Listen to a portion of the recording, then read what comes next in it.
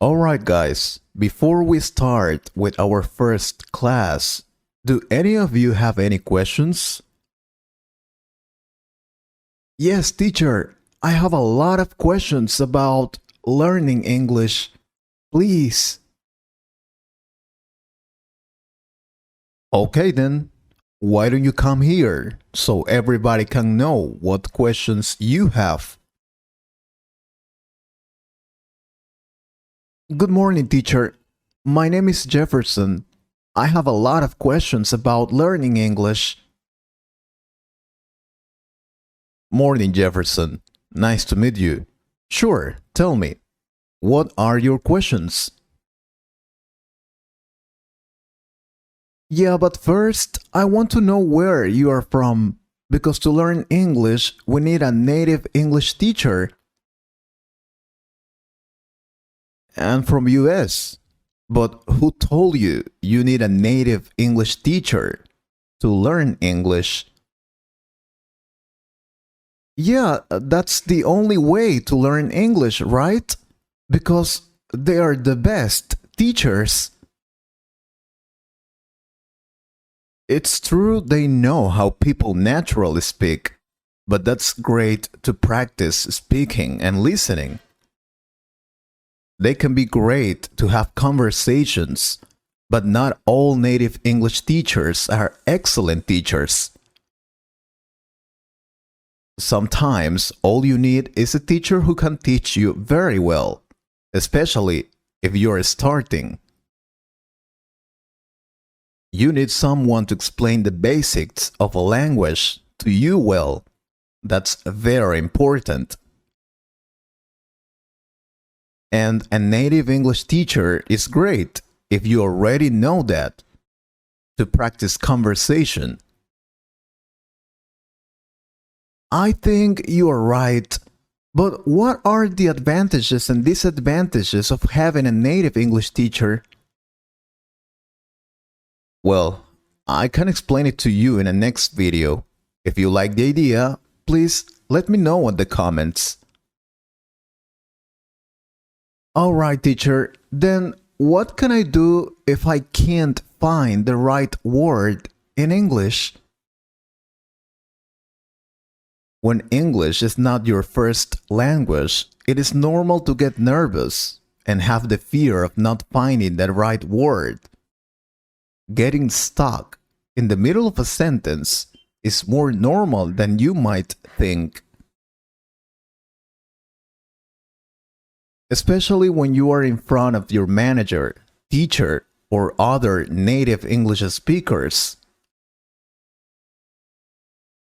To avoid this kind of situation, don't overthink or stress over grammar mistakes.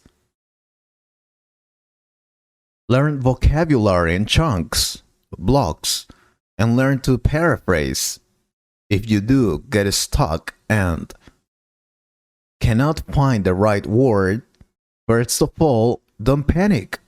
Nobody's perfect, and we all get stuck sometimes. Take a deep breath, relax, use one of the phrases below, and start over again. For example, ask, sorry, what was I saying? Excuse me, where were we? That can work. Or pause and be open. I lost my train of thought. Repeat the beginning of the sentence or use other words. I'll start again. Sorry, I meant to say that. Let me rephrase that. Actually, what I meant to say was that gain time by drinking water or asking a question. I did it when I was learning English. I like that idea. It's very useful. And how can I explain something if I can't find the exact word? I know how to explain it in my own language, but when I try to explain it in English, I can't find the exact words. This is probably one of the most common concerns among our learners, and it is especially frustrating. When you have a vast knowledge of a topic in one language, but then you are not able to express it so clearly in English, what can you do? Try the following tips. Use synonyms and similar words. Think of words that mean the same or almost the same. For example, woman, girl, kid, child. Make it simple. Rephrase it in a more simple way without having to use that word. For example, if you want to say, my knowledge is vast, but it's difficult to you, you can say, I know a lot of things. Say the opposite. Use antonyms to state the opposite of what you have in mind. For example, if you want to say that a person is silly, but you don't know that word, you can say, that person is not intelligent. Or if you don't know a word, you can describe it with basic words. For example, car. It's a vehicle with 4 wheels.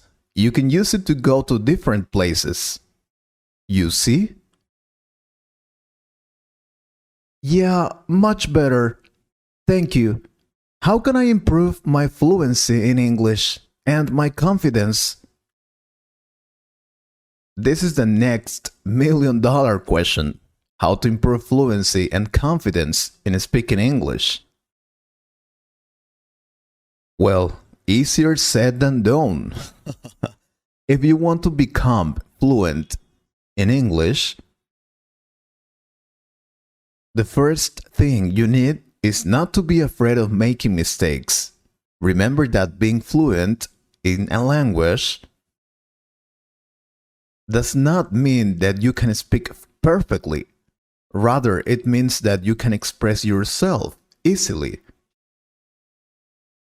Second, practice makes perfect. Find friends, colleagues, or a native English teacher that can help you with this part. The more you speak, the more natural it will feel, for sure. I've already said this many times, but shadowing is a very good technique to practice English. First, listen to a video or movie as you follow the text. Then, practice mimicking the speaker. And repeat exactly the same words with the same pronunciation and intonation. That's it. Fixed phrases and idioms are very common among native speakers. If you learn them, now, if you want to know more about these fixed phrases and idioms to speak English, let me know. That would be great. Teacher, do I really need to sound like a native English speaker? No, you don't. We all have our own accent and also native English speakers. But you don't need to sound exactly like them to communicate in English. Unless your goal is to sound like an American or British English speaker, it will depend on you.